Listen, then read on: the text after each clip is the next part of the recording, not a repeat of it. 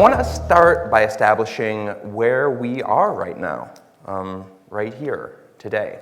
And I'm going to suggest that we are in the Black Maria.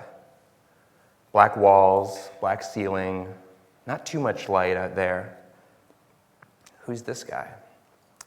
We are in the Black Maria, and to accomplish the things that we want to accomplish here, we're going to need both art and science. Who is this guy? We are in the Black Maria, and if you don't see it yet, you will. Trust me. So I wrote this book, Mr. Penumbra's 24-Hour Bookstore. It's about an out-of-work web designer who gets a job working the night shift at a very strange bookstore in San Francisco.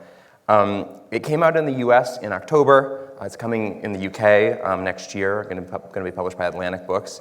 And that's really all I'm going to say about it in this talk. The only reason I'm bringing it up is because along with the publication in the US, there's been a spate of interviews and little profiles and blog posts and things.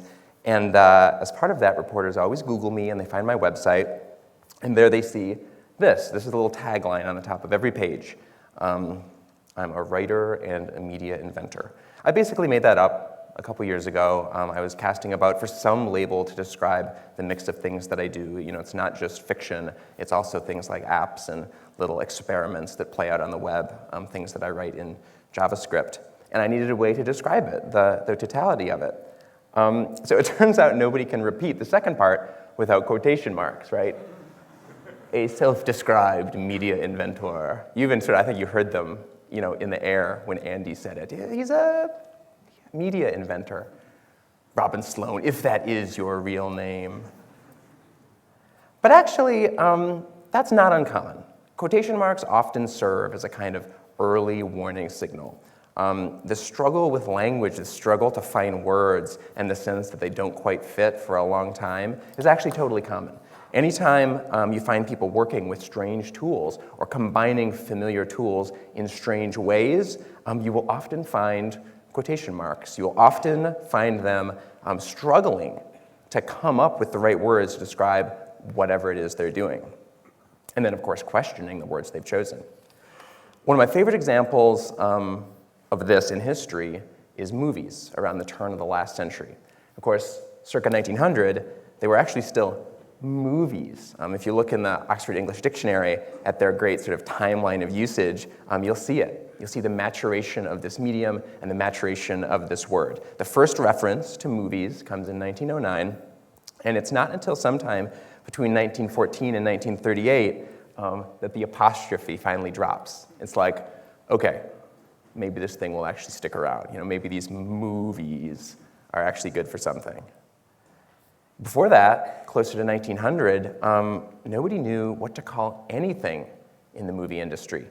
Every word was made up. Every word was in quotation marks. From the vantage point of today, it all looks sort of ridiculous. But these words, they represent a real struggle. These people were doing something new. They were in uncharted territory, both mechanically and creatively. What's a chronophotographic gun? Can anyone guess? It's actually the most circuitous way imaginable to describe a movie camera. But of course, in 1900, they didn't have the word movie. And they also didn't have the word camera, at least not applied to moving images. So you're like, well, it's this thing, you shoot it, you point it, it takes these pictures. Suddenly, chronophotographic gun doesn't sound so bad. They were still so far away from the stability of a word like movie. Now today, of course, the quotation marks are long gone. Movies have settled in. They're not fixed. The content of movies is still changing, things like 3D are emerging, but they're definitely mature. Especially if we work on digital products, we build and design around movies. I'd argue that we take the movie as sort of a black box. What's in the box? We all know this. It's a sequence of video, kind of between 90 and 140 minutes. The video is 1,920 pixels wide, right? The video uses techniques like cuts and close-ups. We know this. We know these specifications, and we know these words. The movie, the black box, is always represented on the screen by a rectangle, right? Roughly the shape of a movie poster, always. It'd be ridiculous if you made a website or an application that showed movies as like circles or ovals or squares. It's funny, actually, as a side note, isn't it funny that these might be books, they might be movies, but these are definitely albums, right? Always and everywhere, in iTunes, on Rdio, everywhere else. Echoes of the past. You can kind of see the ghostly CD, the ghostly LP lurking inside that perfect square. I love those little conventions. So anyway, it's possible to do great, useful, interesting, rewarding work around a stable, mature format. Of course it is. But don't you think it's a shame to leave these boxes black? To cede that creative space to other people, most of them long dead? I want to convince you that it is a shame. The practice of cracking open the black box and building new boxes altogether is real, and it has a name. So back before movies dropped its quotation marks, back in the era of the chronophotographic gun, there was one format that broke out ahead of the pack. One of these words that actually got some traction right around 1900. It was Thomas Edison's kinetoscope, which was mostly the work of his employee, William Dixon. And you can think about it this way. Edison and Dixon had built a kind of primitive movie camera. They had developed a way of playing back what they recorded, so they had all the pieces of the puzzle. They had, in fact, built this brand new box. And it really was a box. I mean, this is how it looked. This is how it worked. You would go into a kinetoscope parlor and see what was playing. But they didn't know what to put inside the box. Not yet. So they just tried everything. They tried athletic demos. They tried beheadings. They tried boxing cats. So it's like one of the first videos ever made in history. I still think that guy in the back is one of the creepiest things ever committed to film. You can feel it, right? You can feel that Edison and Dixon know they're onto something. They know this technology is really exciting, but they have no idea what to do with it. So what we're looking at here is creative R&D. These are creative prototypes. This feels like such fun to me. I think it must have been fun.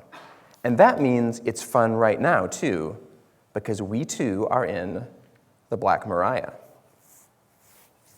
Who is this? Today, in 2012, right now, sitting in this space, all of us, we are in the Black Mariah. Do you see it? You will. Let me make this more concrete. I'm going to move from 1900 to 2012. I'm going to share my own personal tale of media invention. I should start by saying, or establishing, that these are pretty popular, obviously, perhaps especially among the people in this room. I am specifically interested, almost obsessed, with the creative possibilities of screens like this. I think there are ways to tell stories, to make arguments on this kind of screen with its beauty, its intimacy, its sort of tactility, that are truly new, like truly world historically new. And I think stories told on the street could compete with all those other black boxes, with movies, books, and albums, all of it. They could compete for our attention. They could compete in the arena of culture. That's what I believe. So I decided to give it a try. At the beginning of this year, I sketched out a retelling of the myth of Orpheus.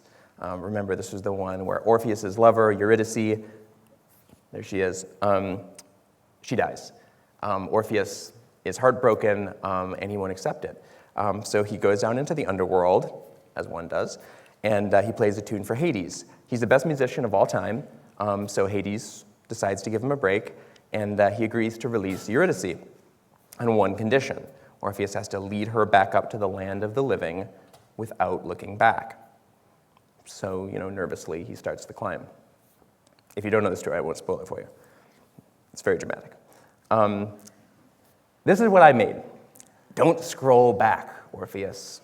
That was the title. And this is perfect, right? Form meets content on this kind of device.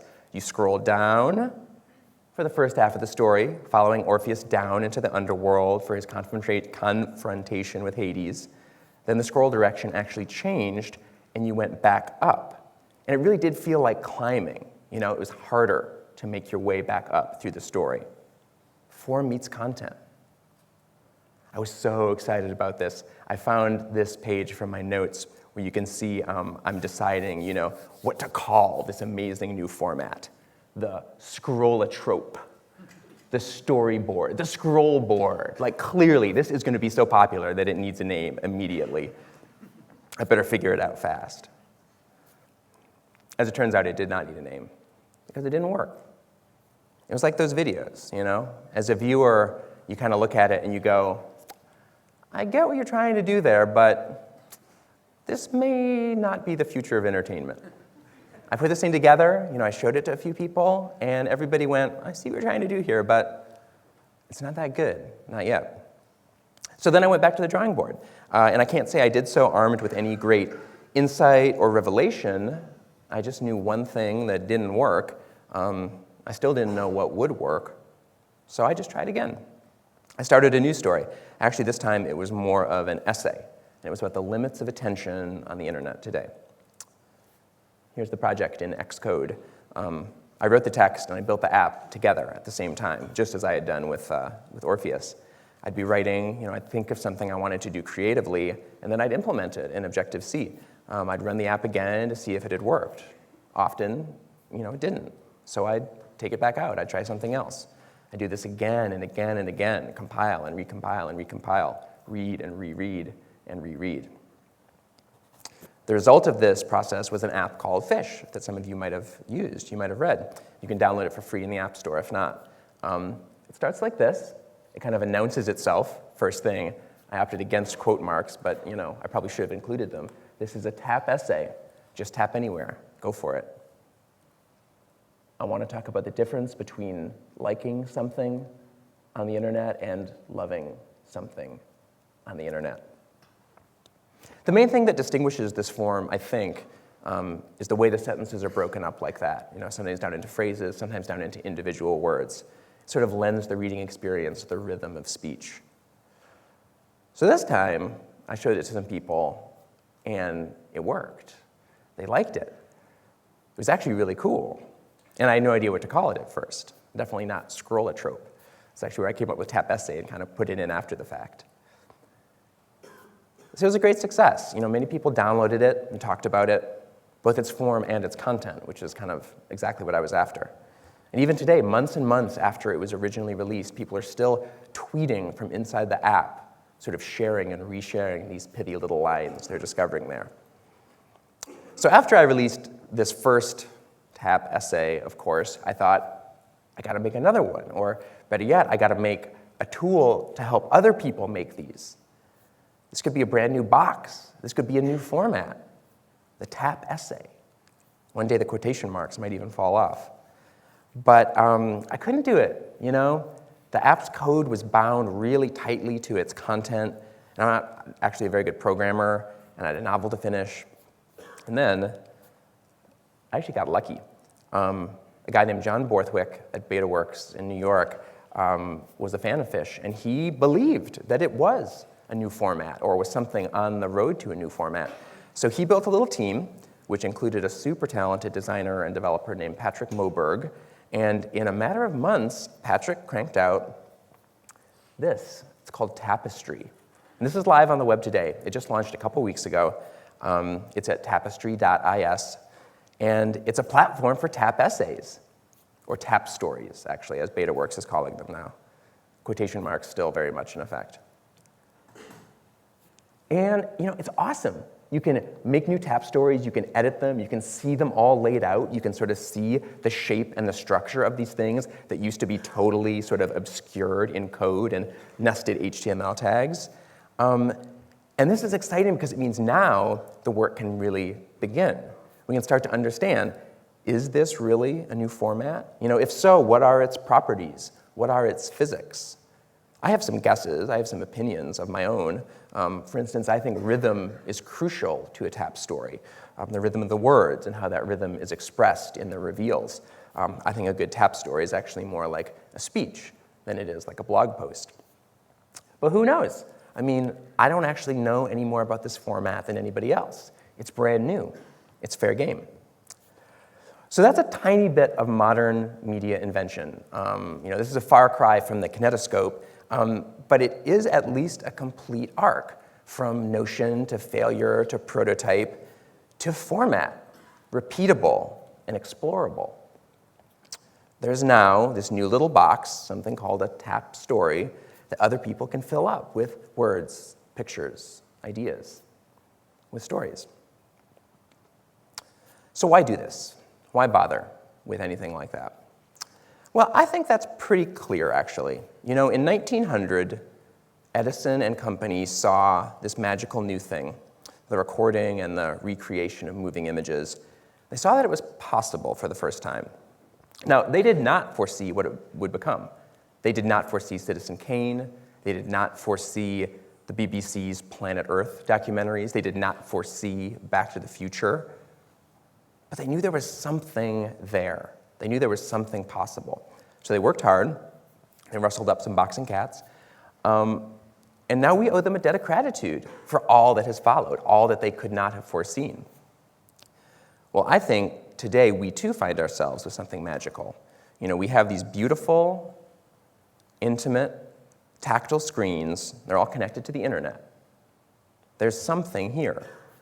And therefore, I think, by power of syllogism, there must be creations just as wonderful and unforeseeable as Kane or Back to the Future, waiting in our future, that we cannot see, that we cannot imagine, but that we can begin. We can be their progenitors if we choose. So who is this guy? This is Fred Ott. He worked on Edison's team back in 1900. And he is the star of the greatest of these weird little videos. It is a kinetographic recording of a sneeze. And this is actually the first copyrighted movie in history. Edison and his team recorded this on their kinetograph. They printed out the frames and they submitted them to the Library of Congress. And it had the title, Record of a Sneeze. They had no idea what they were doing. Now, Fred Ott sneezed here. This is the Black Maria, at last. This was Edison's movie studio. In fact, it was the first movie studio. They called it that, the Black Maria, because it was big and black and sort of shaped like a police wagon, maybe. Those were called Black Marias at the time. I think it probably tells you more than anything else about Edison's relationship to his employees. They felt trapped, perhaps. They built this place in New Jersey. It cost about $16,000 in modern 2012 dollars to build, and it was totally a pile of junk. I think you can kind of tell by looking at it. Basically a big shed. The walls were all just covered in tar paper. But this is where they filmed all those early videos. They brought them all here, the athletes and the actors, and yes, the boxing cats. And they went to work, even though they obviously had no idea what they were doing. They just tried things again and again. For just about 10 years exactly, they did it all here in this cramped little laboratory. Can you see that faint line, that sort of track in the dirt? The Black Maria was built on a rotating platform. The kinetograph needed a ton of light to operate at all, so they would open that big panel on top, and then they would just turn the whole building to face the sun, which is so janky and wonderful. I'm sure that some people in this room have made technical decisions basically equivalent to putting the whole building on a rotating platform so it can face the sun, and that's okay. What were these guys doing there? They were inventors in the classic sense, sure. They were building crazy machines, but they were making the content at the same time, and I think that's important.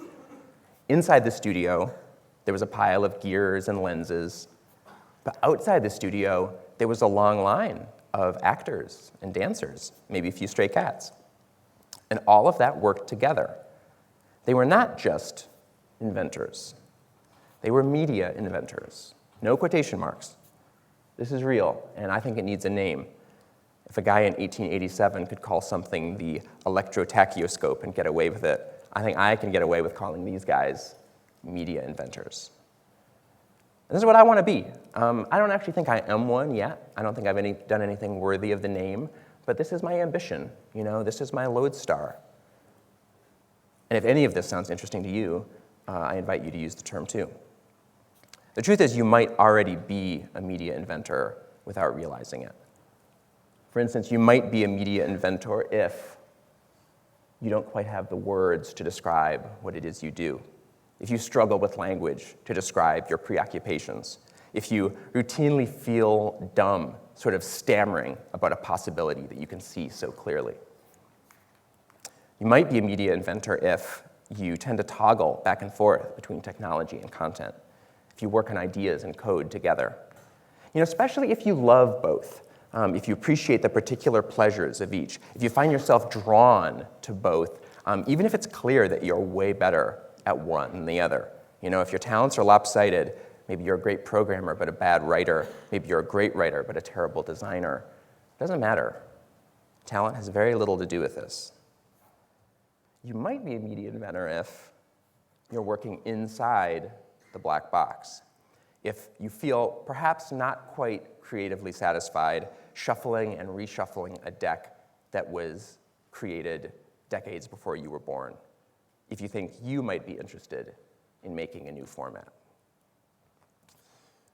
We are in the Black Mariah. Can you see it now? Can you feel it? The future just out of sight, still in quotation marks, forever trapped in quotation marks, but nevertheless being fashioned right here in the dark. We are in the Black Mariah.